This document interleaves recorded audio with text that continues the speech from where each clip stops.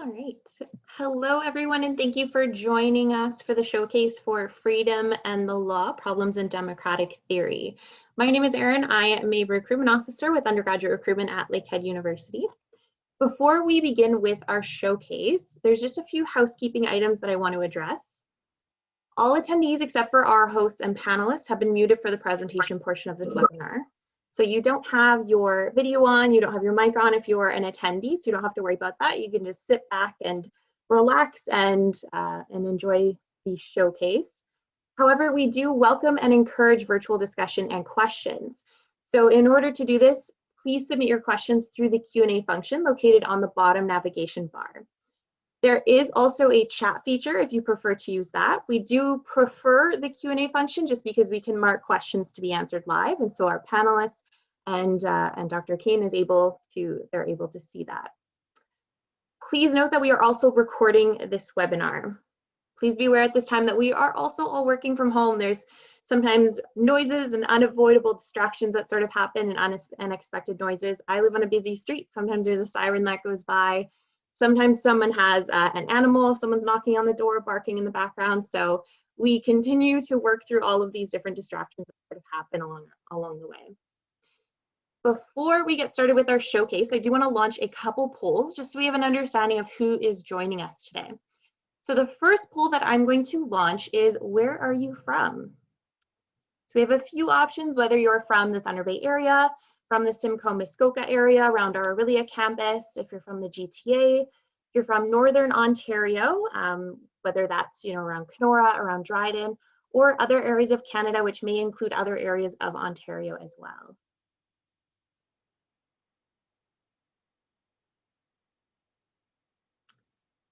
So I will end our poll. So a few of you are from Simcoe-Muskoka, Thunder Bay, and then also northern region of Ontario. So all within Ontario, I see.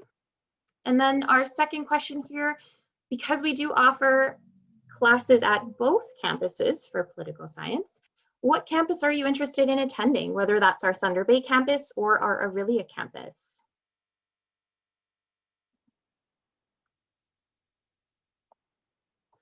Perfect. So it looks like it's a pretty even split here with 50-50. So half of you are looking at Thunder Bay and the other half are looking at Aurelia. So without further ado, thank you so much for answering those poll questions. I would like to now turn it over to Dr. Kane to introduce himself and the rest of the panelists and share their exciting showcase with you.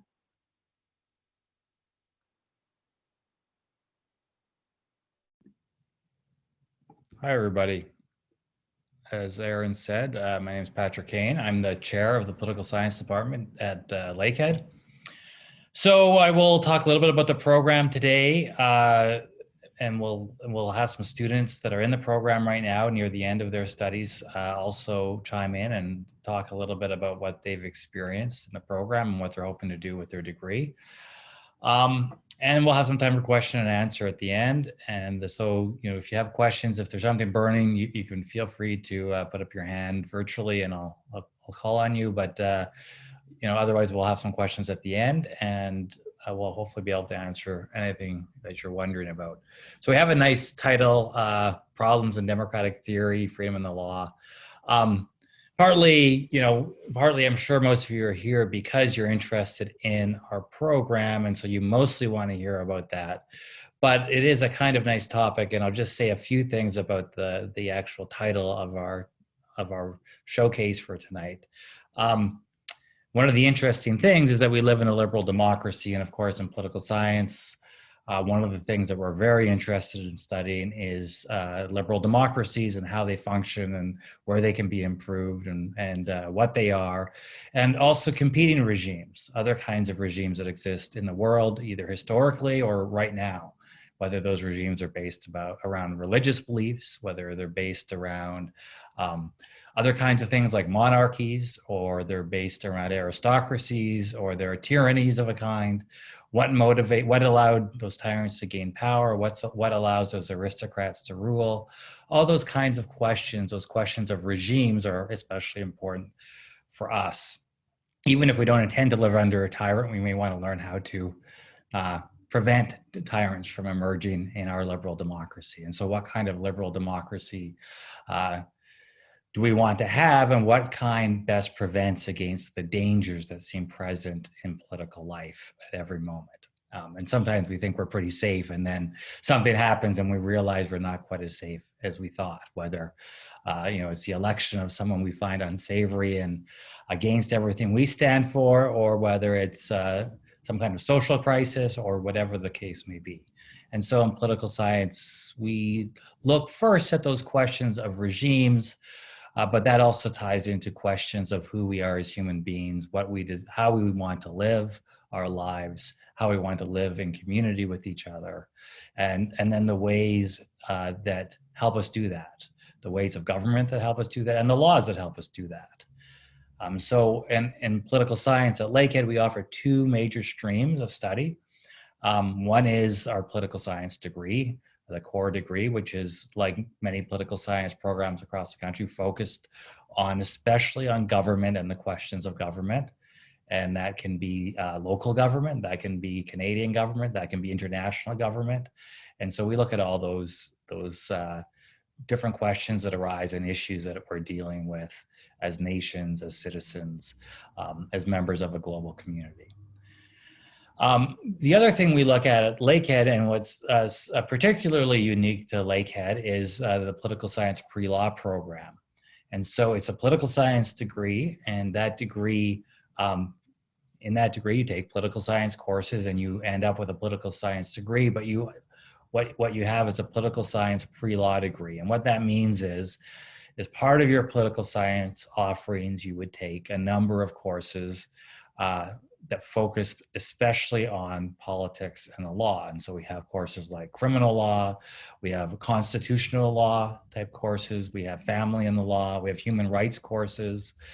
So we have just a number of different courses that we offer for those students who are just interested in the subject matter, or who are seriously considering, when they're done their undergraduate degree, applying for law school.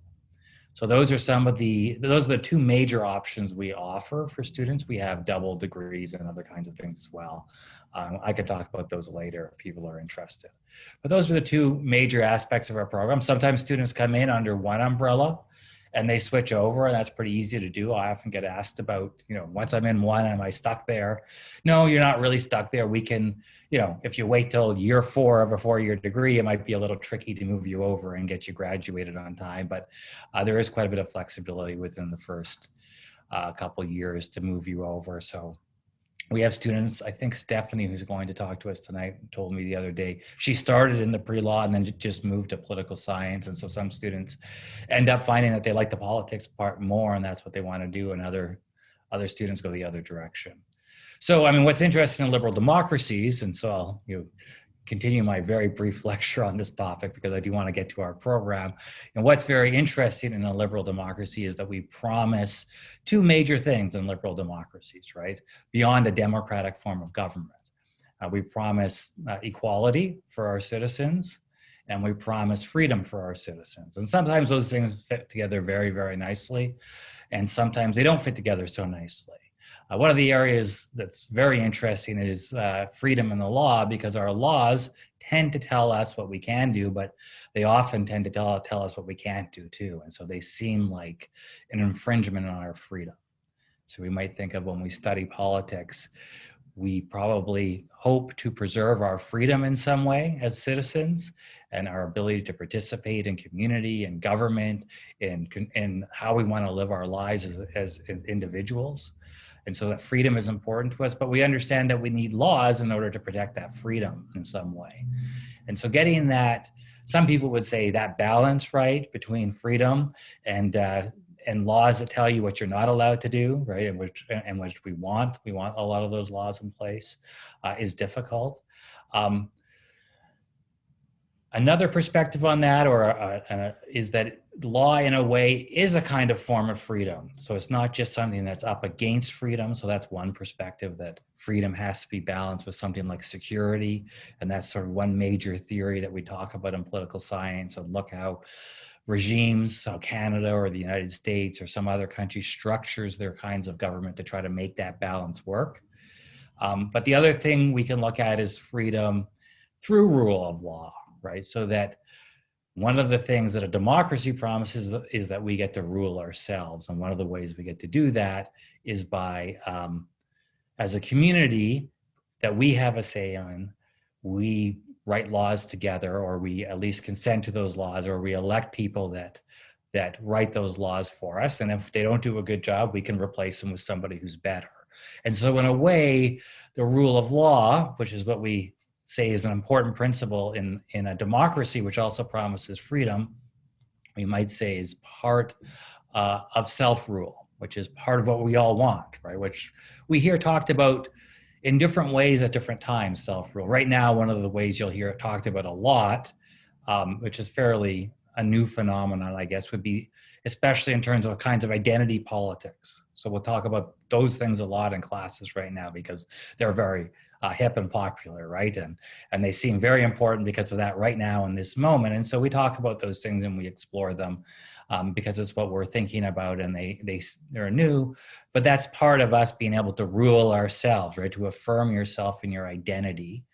Which is what part of identity politics is about, right? Is people wanting to have their identity affirmed and recognized and protected by law, right? That's the kind of protection of self-rule that takes place.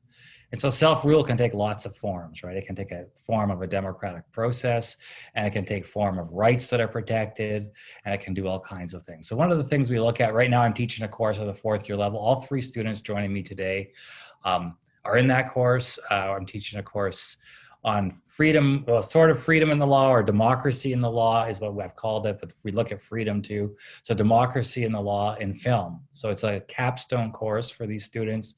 They've done sort of these nitty gritty constitutional democracies, how they work, learned the systems of government, looked at different laws, studied criminal law or constitutional law.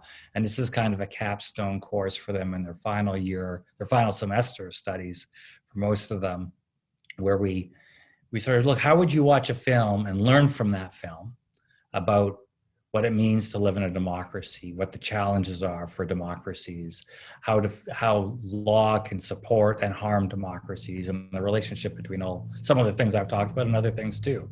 And how do we protect the individual in the face of the massive power of government, right, which is ever growing, decade over decade. How do we protect something like individual self-rule in light of that fact? And so the films we look at, some of them are very old and some of them are very new, explore some of those themes, and we talk about them, and students write about them, and we discuss things that are in students' minds, things that are on my mind, and we get to some of these themes, but a little bit different spots. So where we might start with some of the more basic and technical aspects of government in year 1.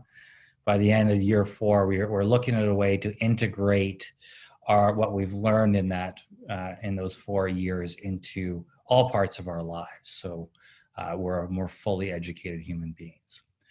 Okay, I'm going to talk about the program a little bit at the end, but I think I've talked long enough and give people a little break from my voice. So I'm going to introduce the 3 students from political science that are joining me today.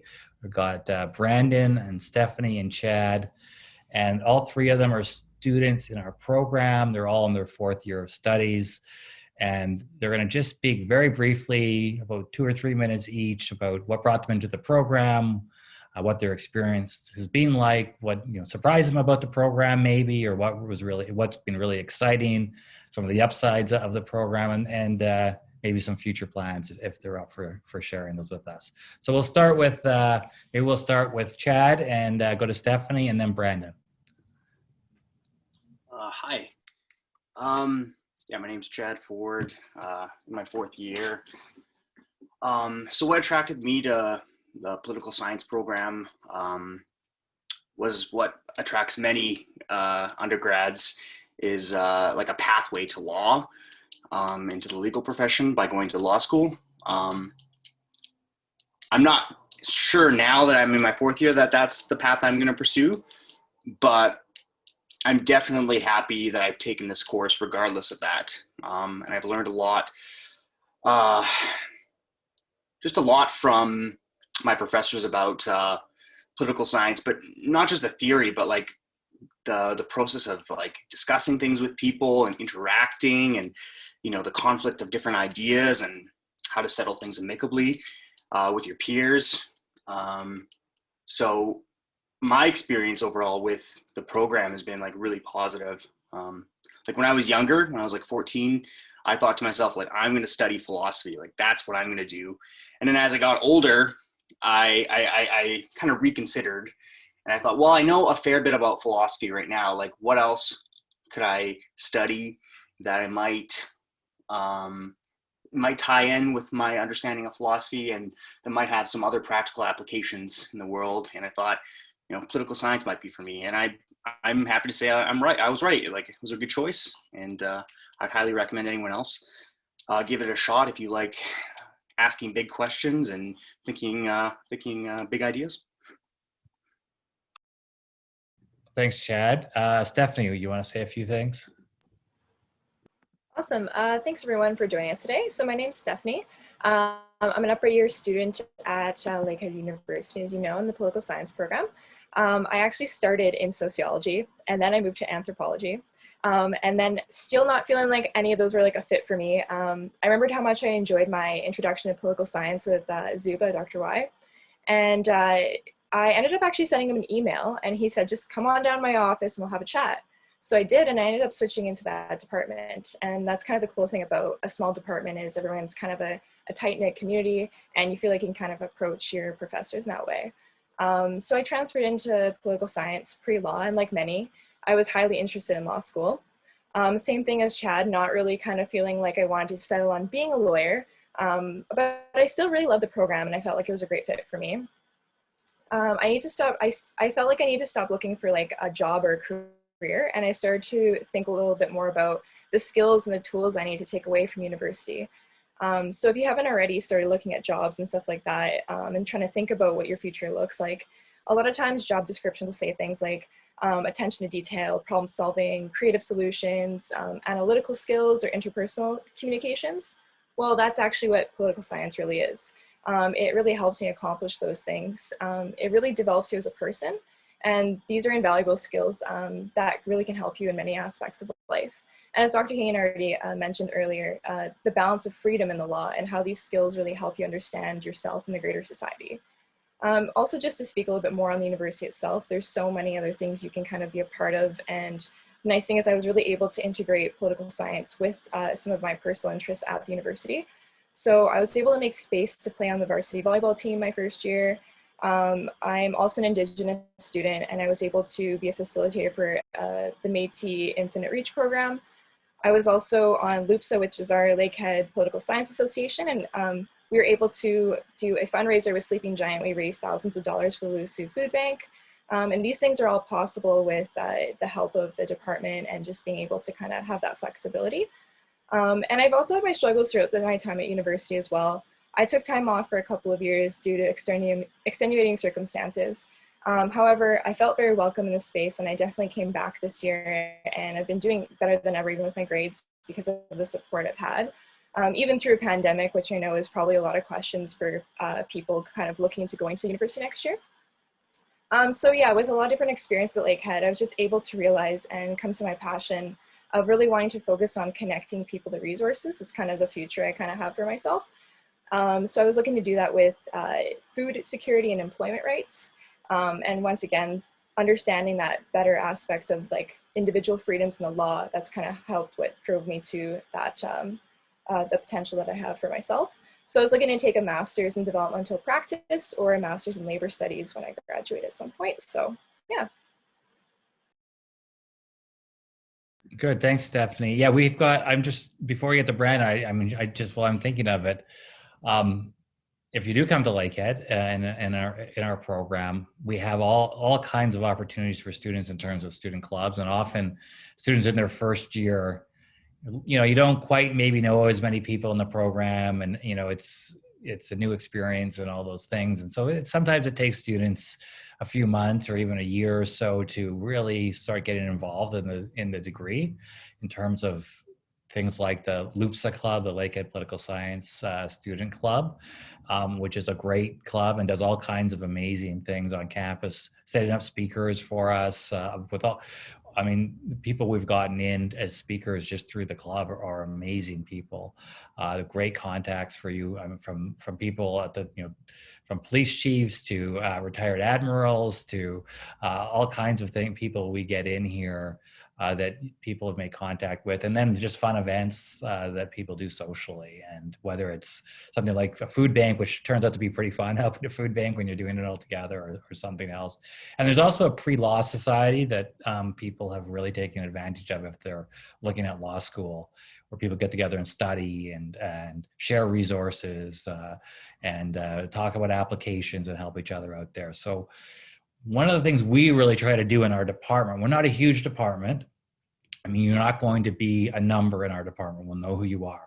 So if you want to hide and disappear, you can go to a place where your classes have 1,000 people in them, and that's all you are, is a number on a piece of paper. But if you come to Lakehead, we're going to know you probably by year 2. You'll be in. If you come next year, you'll probably be in either my class or one other class, which is also taught by a tenured professor in the first year. And we're going to get to know you by the time the year's done. And that'll give you a real step up when it comes time to apply for a graduate program like Stephanie's doing and write letters of reference all the time, or law school. I'm writing letters of reference all the time, or the OPP just contacted me last week. Can you give me a reference for this person? I want to be an OPP officer, which was news to me. But these kinds of things happen, and I know the student, and I know all the students, and it means that when I give those references, I don't just have to go look up their student records and say this student was in this one class with me and got a 83%, and so I recommend them. I can say things like, I can talk about Stephanie and her experience in the program and her strengths and weaknesses and why she would be a great candidate and the things she'll bring to your program that you're looking for and all those things, right? And so when law schools look at those things, and that's what they're looking for, they can read the grades on a piece of paper, right? They can see what grades she got, right? What they don't have is what kind of person she is. And that's part of Lakehead's mandate, is to hire people that are going to serve the North and high need communities. And so other law schools have similar mandates as well. And that's why they ask for letters of reference. So I say that to just tack on to what Stephanie said about the community that we've tried to really build in our program. And I think we've done that successfully, where we try to connect students with each other, and they're very good. Our students are very strong students. They all do the vast majority of them are very good students, and they integrate with each other, and we try to support that as faculty. And naturally we get to know you. And usually by your 4th year, you'll know us pretty well. We'll know you pretty well, and you'll know your classmates pretty well. And so it's a pretty fun experience. Not so fun over the computer screen, but it's still more fun than it would be if you didn't know anybody. And typically, and this is, as everybody knows, not really what anybody wants in terms of format, but even in this context, it is certainly a lot more fun to go to class and actually see people that you care about in some way, right? That's an important thing. All right, Brandon, why don't you talk a little bit about your experience? Sure. Kind of touched upon everything I was going to there, so that was nice. But yeah, hi everyone. I'm Brandon. I'm from Thunder Bay. I went to high school here in Thunder Bay, and Lakehead was a good choice financially in terms of not moving away yet, but still getting a good education. I'm in the history and political science double major program, so I have the aspect of history.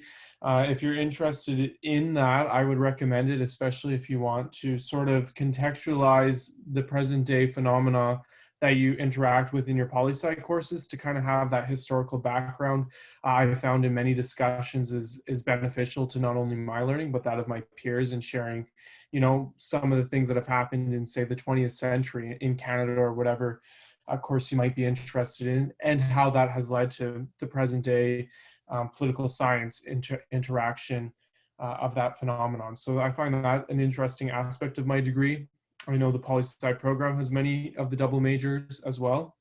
But in terms of poli-sci, I would say it's my favorite part, and I'm being honest. I'm not just saying that because I'm here. I find it challenging. I think both of my peers touched upon it, Chad and Stephanie, that it really does. You ask big questions, and I think even after your Poly 1100, you will leave kind of already beginning those critical thinking skills to challenge your perceptions of society and what you've learned up until this point in terms of power relations, government, the role of corporations and people within government.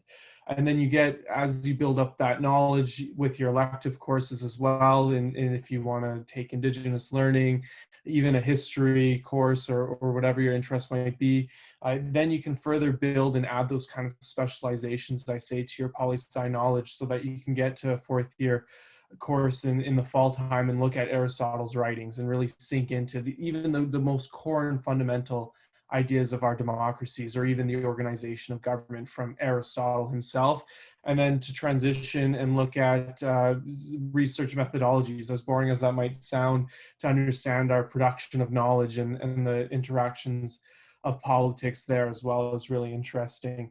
And I think Dr. Kane touched upon it's a small department. And so you really do get to know your faculty and your students really well. That's really beneficial. I've looked at reference letters for grad school and immediately knew what professors I wanted to go to that I've had since first year up, and can speak to me on that more detailed level. And something interesting about me is I actually almost dropped out of the program last year after getting my BA. I was really interested in policing. And so I did actually apply to the OPP last year, and with my degree in academic excellence, I was successful. But Lakehead, I wanted to keep learning, so I deferred that, and I'm actually completely abandoned the policing career path and headed for a master's in public policy and administration at Ryerson next year. So it just shows you those are just two of the options in my path in 3 short years already, 4 now, that Lakehead has provided me in growing to this point. And yeah, I think one last thing I would say is my peers, yeah, I think many of us have come in with an interest in either becoming politicians or lawyers. But you quickly learn that there's so much more that you can do with your poli-sci degree: communications, policy consulting, working in private firms. I mean, Facebook, Google, they all have poli-sci experts there helping formulate the policies, the ethics around AI, things of that nature as well, if you're interested in policing, conflict resolution management, human rights. But also if you're just wanting to be a community-based activist too. Lakehead's faculty you'll interact with are really engaged in community-based social justice advocacy. So if you're interested in that path as well, your HBA degree in poli-sci will help you form those community-based organizations or to join others, but you'll have that very sharp and in-touch understanding of what the issues are on the ground and what are some of those solutions that can solve them. So I'm going to steal Chad's words here. If you are interested in those big questions, I think poli-sci is definitely something that you should consider and go into if you really want to challenge yourself, think critically, and ask big questions about the world that we live in.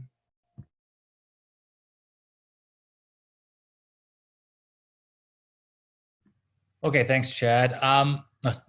Brandon, all right, I was going to talk a little more, but I feel like we've just been talking at people for a while now, and I'm sure you've been talked at all day if you're a high school student and through a screen. And so I guess, there's other things I wanted to talk about, but maybe I'm hoping I can integrate them into some of the answers if people have questions.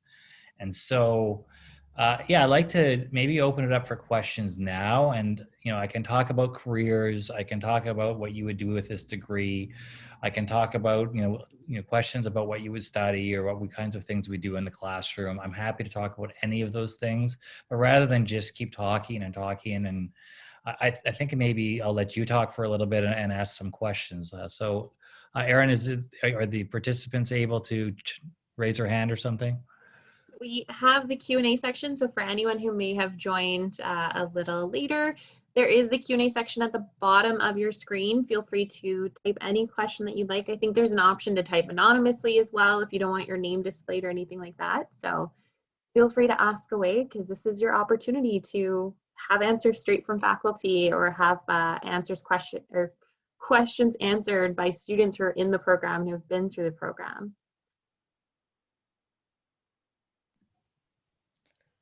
Okay. Don't have Yeah, any no. questions yet.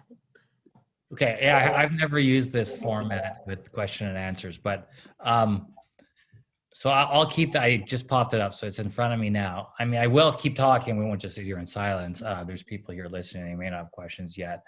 One of the things that I did think of with, oh, I see one. What are some popular careers that come out of the poli-sci pre-law degree, if not law school? So that's one of the nice things about our, I think, the pre-law degree is that it's not just a degree in pre-law, right? It's a degree, it's actually a political science degree. So you have a political science degree, but it's also a pre-law, it has a pre-law designation on it. So it gives you, I mean, it doesn't, you still have to apply for law school and get in, right? It doesn't mean because you went into a pre-law program that you automatically get into law school. You have to do well in that program and you have to apply and you have to do, you know, but it does give you a step up into the law programs that are offered in Ontario and other places. We've gotten people into the top law schools in the country. And a lot of our students want to stay, like that if they live in Thunder Bay and they've done their undergrad in Thunder Bay, they want to do the new Thunder Bay Law School. It's not that new anymore, but it's still relatively new. They want to go here, and so many of them do, even though they have other opportunities. But we have students getting into Osgoode Hall, which is usually ranked like first or second in the country out of our program. And it's, you know, those are highly competitive programs. So even though we talk about we're a small department and, you know, we're in competition with the best programs in the country in terms of where we place our students coming out of this program. Our students are very, very successful in a number of different areas. And I can talk about some of those too. So the pre-law, you know, is especially for people that are considering law school, but you get this political science degree, which in the end, I mean, is not that much different than any other degree. I mean, some people, I think I discussed law enforcement and Brandon just mentioned it as well. Some people do that, but you know, a lot of people go into public service kinds of jobs. So that could be a government job, right? So public policy. So you think of all the people that you know or you've heard of that work in government. Or what kind of degrees do those people have? A lot of them have political science degrees, right? Because, you know, you think, oh yeah, there's all these government jobs and there's all these people doing these works and organizing these different kinds of things. Well, where are they coming from? Well, they're from political science. So like the city manager of Thunder Bay, to give you an example. So this top civic servant in Thunder Bay is a graduate of our program. Okay. I think he's still the director of tourism of Thunder Bay, is a graduate of our program, right? So, I mean, we have some politicians, people that get into politics. The campaign manager for Patty Hadju is a young graduate of our program. He only graduated a few years ago. Stephanie probably knows him because she's been around a little longer. So, you know, that there's government kinds of jobs, right? And then there's the non-governmental organizations. So we mentioned a food bank. Well, who runs the food bank, right? Who's running all these different organizations? Guess what? If you run a food bank, what are you doing all the time, right? You're doing fundraising, which involves a particular set of skills, right? You're dealing with the people that you're serving, which requires a kind of knowledge that we would especially talk about in our program. You're dealing with local government, right? Trying to get them to cooperate with you and support you with zoning, with funds, with regulations, right? That's very political. And then you're looking for grants. You're writing grants for the Ontario government, the national government. You're trying to support the good work you're doing. And so those are all very much political science kinds of skills, right? Which, in a way, you're better off than anybody else. And then the third, I'm going to give a third category here, is sort of, the business world. And so the same thing. So if you take let's take the airlines right now. So imagine you run Air Canada, and you are losing a huge amount of money every single month right now because very few people are flying, and then there's questions of whether to reopen the flying, and how many people can go on a plane, and all these kinds of governmental questions, right? So you're interacting with the government all the time. What should the surcharges be in terms of taxes? These are in some ways boring questions, but in some ways they're essential to, if you think of any big business that runs. whether it's Google, Facebook, Air Canada, Bell Canada, whatever those things in, they're interacting with government every single day. So they need these kinds of skills. So there are some broad categories here. If not law school, so if not law school, students will often go into those three areas. There's other areas as well, but those are three I'd mentioned. So as kind of umbrellas for a lot of the places people end up. And so that's whether they've taken the pre-law degree or not, that's where they tend to do. And is there an advantage for law school? If you took the pre-law as opposed to something else, the important thing is that you do well in your studies. I mean, I couldn't emphasize that enough. Whatever, you're not getting in because you just took pre-law. That would, of course, that's not going to be how it works. The advantage is, and we've had lots of students, I mean, I really know the students well that go to Lakehead School of Law and their experience there, because they're in Thunder Bay and I'm in Thunder Bay and I see them all the time, right? They're in law school now, but they were my students the year before. And so they check in and I ask them how it's going. And I usually do ask them, what do you think? Are we doing the right thing in our program? Is it supporting your work there? And invariably they say, yeah, I'm way ahead of everybody else, because we're reading cases, for instance. We're reading cases in class, but we've already read all those cases. So I'm way ahead of everybody. I know how to read a case. I know how to discuss a case. I know how to write about a case. So I'm in really good shape going in. That first year of law school is a killer. And we have a good reputation. Like I said, what happens if you can imagine you're a law school and you've got 1,000 applications, which Lakehead Law School tends to get about 1,000. They take about 50. So, that's not very many. and so, they're taking about 50 to 60 students. And we typically, I'd say our program, which is not a huge program, gets about 5 or 6 students in that program a year on average. So over about 10% of their students come just out of our program. And there's people applying, like there's at least 1,000 people applying from all over the province and the country, from all different majors, all different programs. So we have, per capita, super good success rate. But like I said, we get a lot of students in Osgoode Hall lately, but it seems to be once a school realizes, oh, those students from Lakehead are good, right? This is how it works in the real world. And then now I have to decide between student A and student B, and student B is from Lakehead, and we already had 3 good students from Lakehead.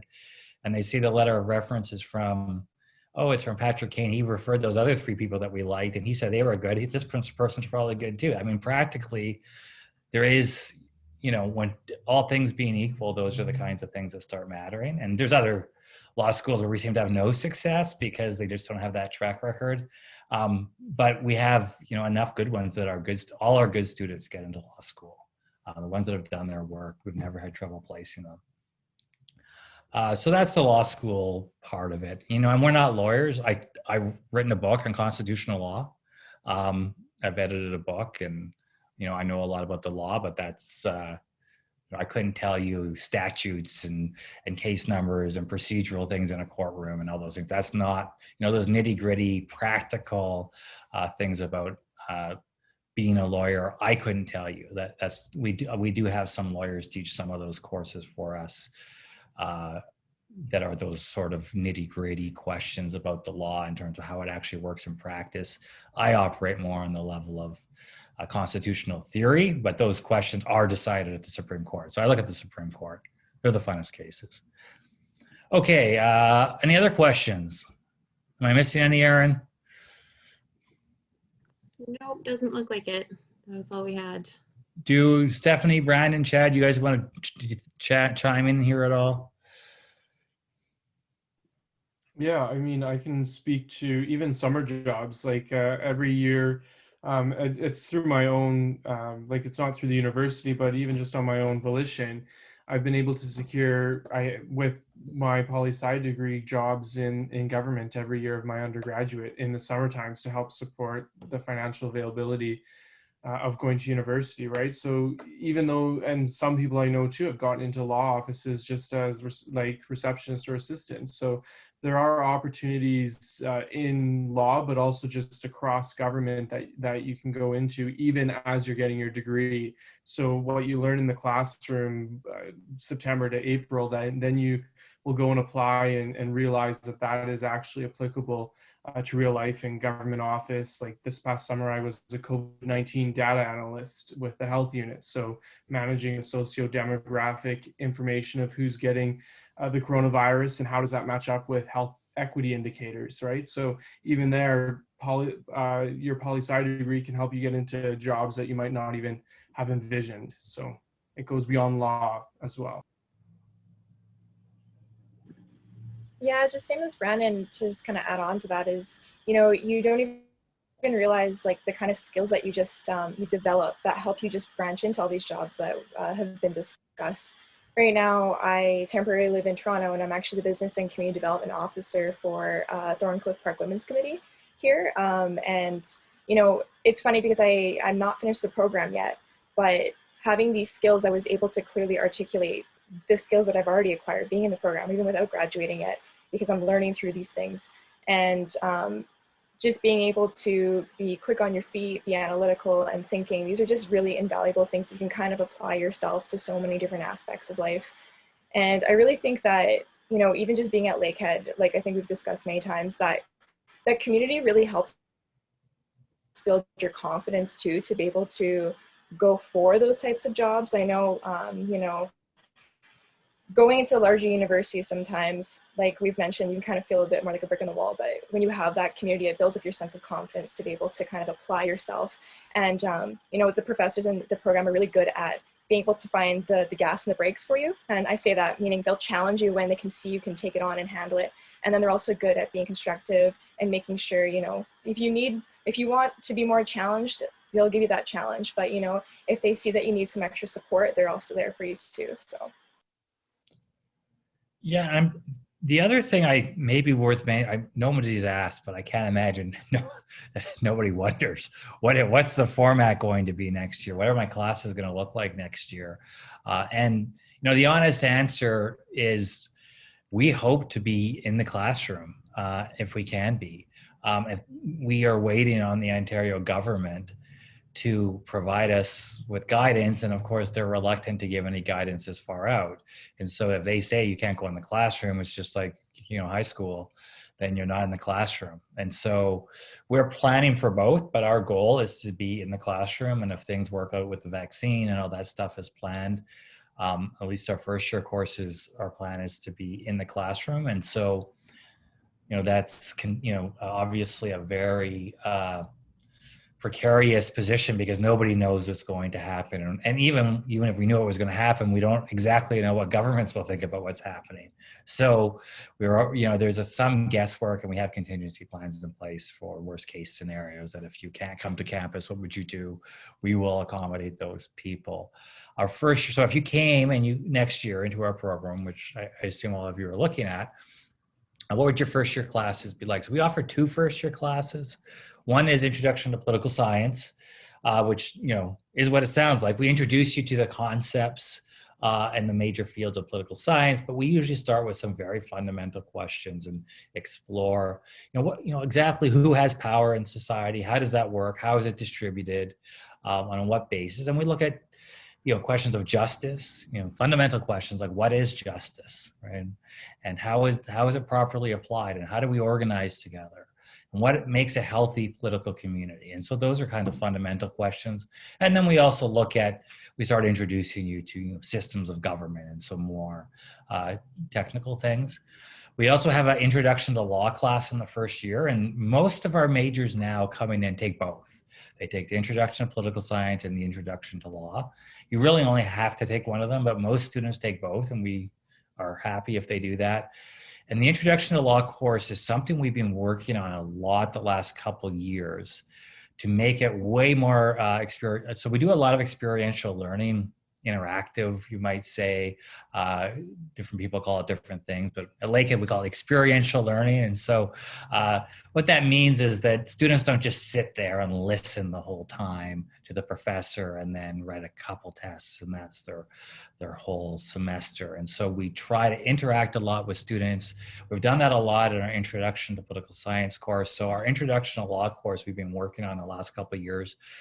And I think at this point, it's at least as experiential in terms of some of the activities we do as the 1100. And some of the things we're planning for next year would move it even beyond that, especially if we're in the classroom. And so we do some moot courts in that classroom where we take real cases that have been decided, and you won't know what they are because we'll maybe change the names or something. You can't Google them.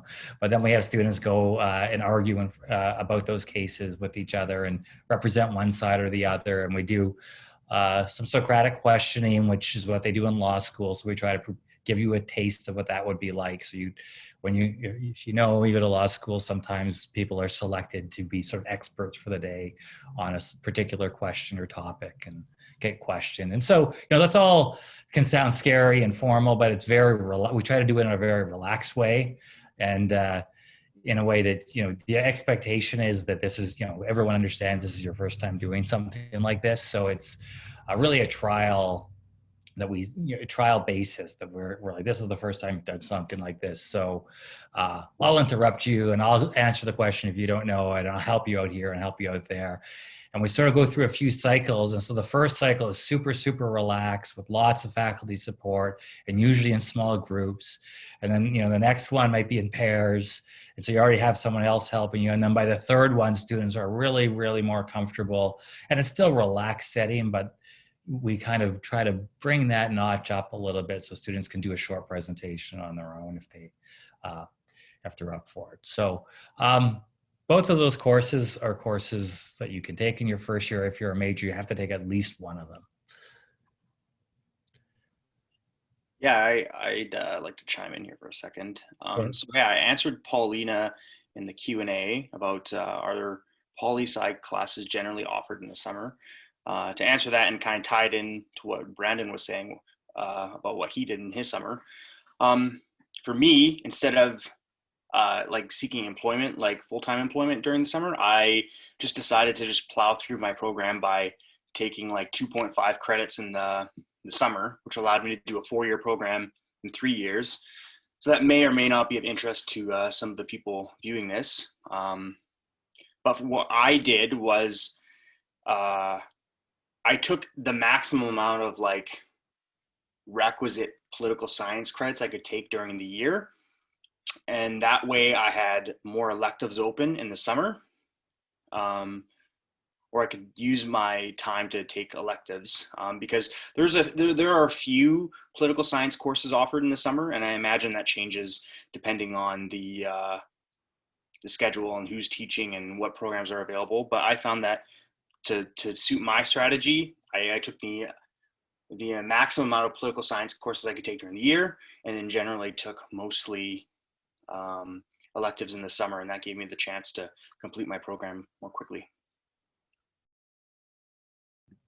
Yeah, so maybe this will be the last thing I plan on saying, and then unless other questions come up because we're running out of time.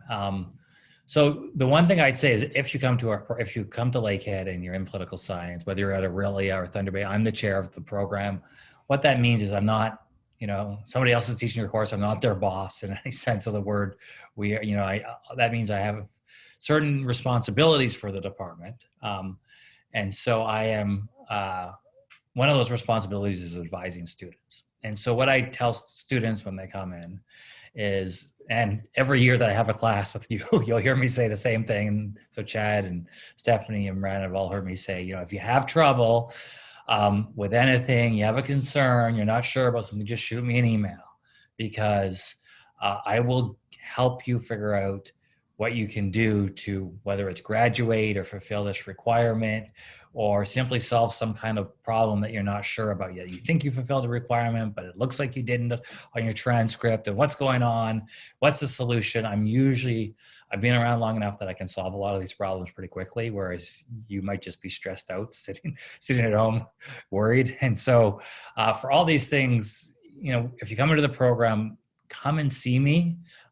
Just say hi. If just say, hey, I'm new to the program, so and so, and just thought I'd pop my head in your door, and I'll be in my office. Or if you're in Aurelia, we have great faculty there. If you should make face contact with them, but you can always shoot me an email. We can Zoom. We can talk over the phone. I do both with Aurelia students, and I'm here to solve your problems as far as I can. You have to do your work, but in terms of those kinds of, like Chad said, okay, I want to do 4 years in 3. How do I do that, right? And Chad's pretty smart. He figured it out probably. I don't remember him asking me too much about that stuff, but sometimes there is some weird thing, or I'll have like, oh yeah, with you there's just some weird backdoor way I could do that, or if you do this instead of some other thing. Students can get very hung up with the process because the only thing they can see on the computer is that the process is very clearly laid out, or sometimes, occasionally, not always clearly, but usually clearly laid out, but it doesn't quite fit your particular needs at this time. And that's where I sometimes have other options for you. So, feel free if you're in the program to reach out to me at any time. And even, this summer, this spring, this week, if you get off this and you think, oh man, I wish I'd asked this question, or now I have this question after the webinar is over, or whatever else, shoot me an email. It's no problem. I'm happy to talk to you on the phone for 2 minutes, for 10 minutes, whatever, answer your question, help you get set up. It's not hard to find my email. I can give it to you now, but I mean, you just Google Lakehead Political Science and click on faculty, and there I am with my email. So I'm sure most of you have at least the ability to do that. So yeah, I'm happy to talk to anybody about the program at any time. And there's my email. I see it's on the chat now. So anytime anybody wants to get a hold of me, whether you're here, whether you're thinking about coming here, please do that. If you're going to Aurelia, you're wondering who to talk to, you've seen me, but you haven't seen some of the Aurelia faculty, I'm happy to put you in touch with them. We have great faculty in Aurelia. Sometimes we teach a little bit across campus. We're doing that a lot this year because of COVID. And so even if you go to Aurelia, you may have some classes with me at some point, or we have this amazing telepresence room at Lakehead where, unlike Zoom, it actually feels like you're in the same room as the professor, even though they're 1,000 miles away. So that's kind of neat. If you kind of have to experience it, but everyone's life size in the room. It's very, and so you can have a small class of Aurelia and Thunder Bay students. And so I've done that once or twice. So there's some pretty neat options for us. So that's, I don't want to keep people any longer. I think we were scheduled from 6 to 7. It's 6:55. Thank you for coming. If you're a good student, we want you in the program. And by good student, I don't mean that you have to have straight A's. I mean that you're interested in learning, right? That's that you're interested in being excited about something. Political science is not something students typically do in high school. And so there can be, how is that going to work? It's not really something you're familiar with. Politics seems like it's all about Donald Trump. Yeah, we do other stuff, okay? That's not really what we're doing here. Of course, we talk about Donald Trump and all that stuff, but that is secondary to what we're really focusing on in a discipline, because Donald Trump, as we all know, came and now he's gone, at least partly gone. And then at some point he'll be all the way gone. And so, that's not the point of what we're doing. Our point is more fundamental than that. So we have lots of students that come in that are straight A's, 90% students, they're top students, and they come in and they're top students all the way through, and they graduate and they go off and they have great careers. And we have students that come in, they barely got into the program, right? But they're smart, they've just not quite figured out what they want to do with their life yet. And then they figure out, hey, this politics is really, really interesting. I'm learning these new things. I'm finally excited about school. I kind of thought this might be interesting, now it is. And all of a sudden, we see those 70s go to 80s pretty quick. And then all of a sudden, they're doing better and better. And they leave here very, very successful. So I see both stories for people. And so what I said, we really want good students. We want people that are interested in what we're doing. And so if you think you're interested in political science or anything around that, questions of power, questions of justice, questions of community, how we should live together, join us. All right, that's all I have, Erin. Anything else you want to say? No, just thank you everyone for joining us, and thank you to the students who offered their firsthand experience being in the program. I did, as Patrick mentioned, put his email in the chat for anyone who does have any questions after this webinar. Someone from my undergraduate team will also be in contact with anyone who attended as well. So if you forget to write down the email or you've lost it along the way, feel free to reply to the email that you'll get following this webinar, probably tomorrow, and ask for that contact and that communication, and Patrick will be happy to answer any questions you have. Okay, thank you, everybody. Have a great evening, everyone. Thank you for joining us.